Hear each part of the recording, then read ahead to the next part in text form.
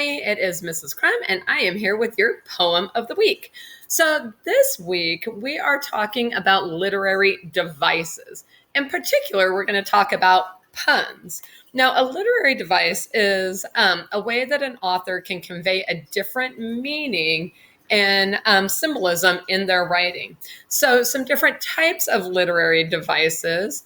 We have alliteration. So that's where we start with the same word or the same letter. So our roaming roadrunner, our wellness Wednesday. We have imagery that really gives a picture of what it is. We have foreshadowing that kind of makes you think, oh no, what's going on around here?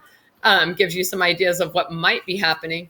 We have a simile that's comparing two things using the words like or as. We have symbolism that really stands for something else. And then we have metaphors that are, again, a way to compare different things that really don't have anything in common. So our puns that we're going to talk about are different literary devices that really convey a sense of humor, okay? And so when we look at our little example here on this page, it says, these puns are terrible. So terrible meaning awful, right, is what we typically think of, but terrible meaning that you can tear those off of there. Okay.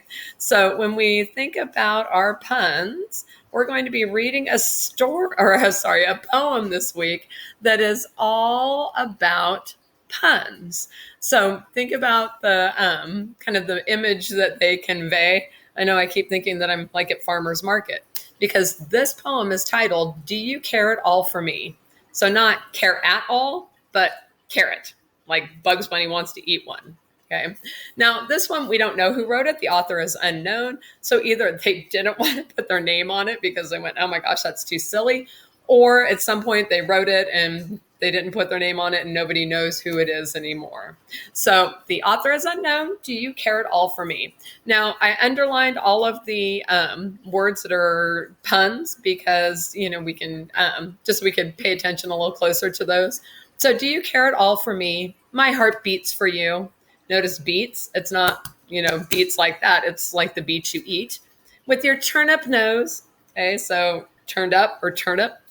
And your radish face, you are a peach. If we can't elope, let us marry. We'd make a swell pair.